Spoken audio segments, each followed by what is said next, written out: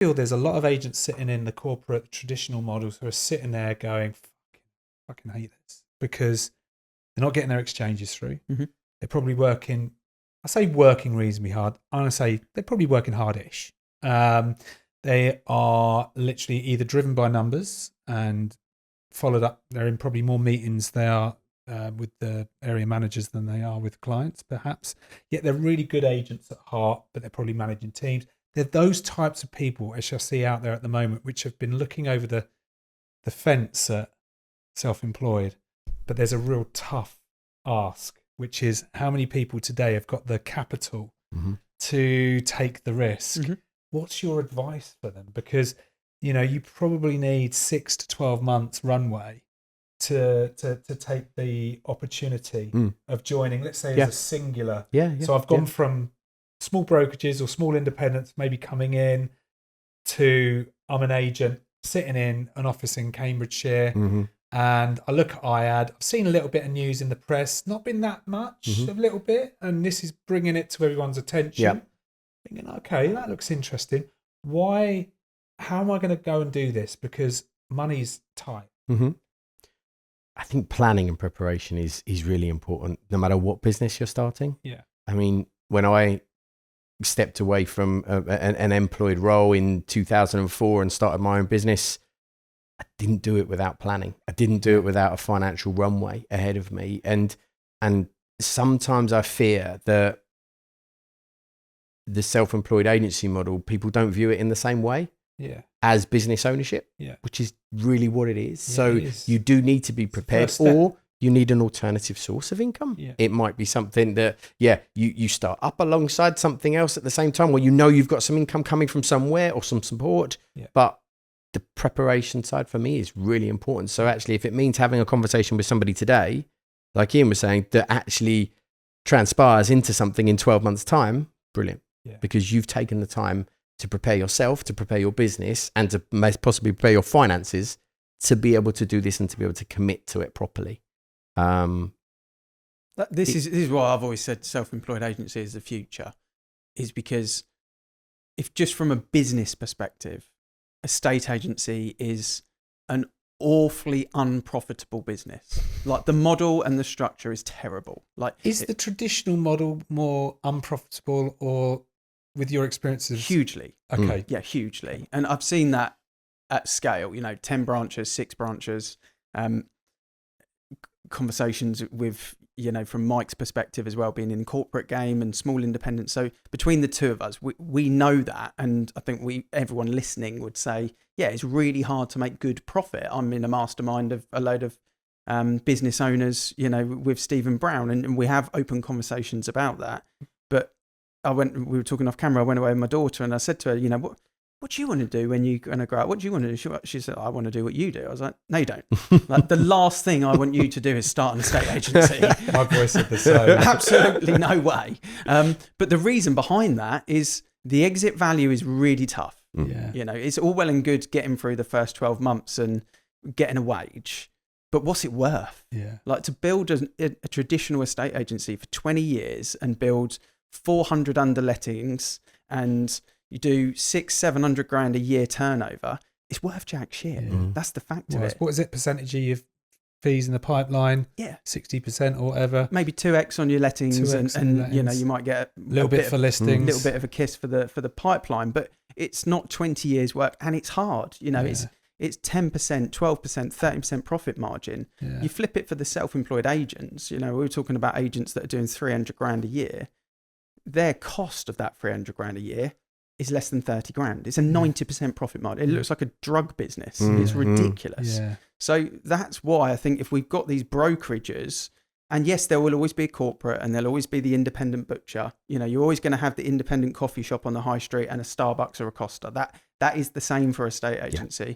But the brokerage allows, because of since COVID, we see this more and more in all lines of business, not just estate agency. 100%. People want to be working from their home. They want to be working from Dubai. They want to be working from wherever.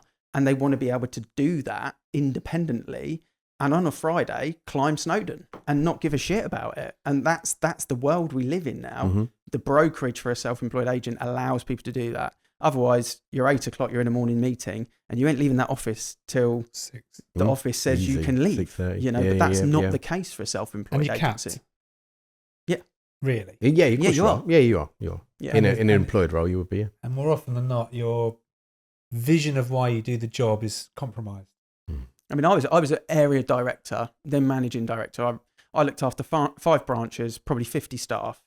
I was just a firefighter. Yeah. Dealt with complaints, recruitment, and people leaving. Yeah. I had, a 2-year-old at home. I had a mortgage, a high salary, 6-figure salary, and I was stuck, and I hated it. Yeah, and I think a lot of people. I think it's escalated like you said, since COVID. I certainly feel, and since maybe 2022, when the pants were pulled down on the market, and we had that mini budget situation, which really did turn the tap off of transactions, and it kind of really took a bit of time for it to be turned back on again. Yep. And even when it did, people were getting used to the fact that they were coming off of fixed mortgages at 1.5% or 1%, and all of a sudden it's 5 or 6%. It's like, well, what do I do? You know. So we've been through some pretty challenging moments in the last, let's say, Yeah. And one of the biggest ones is the social challenge that people have now of going from that kind of almost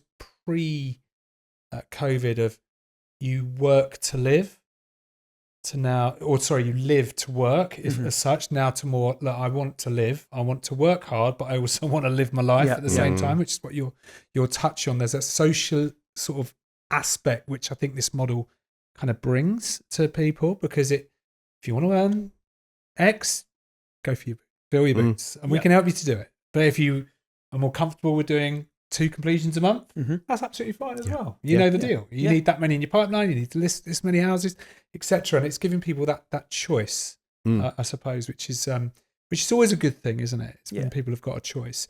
Stepping back into the property market at the minute, and I've been looking a little bit like flexi fees. Just this is more general sort of topic, if that's all right. I just want to get your opinions on it. I think Ian Preston's done quite a lot of work on flexi fees, and I was going to list your house today, and you said how much is it going to cost? Well, it's 1.5% if you want to do a no sale, no fee, but it's closer to this if you want to pay depending on how much up front.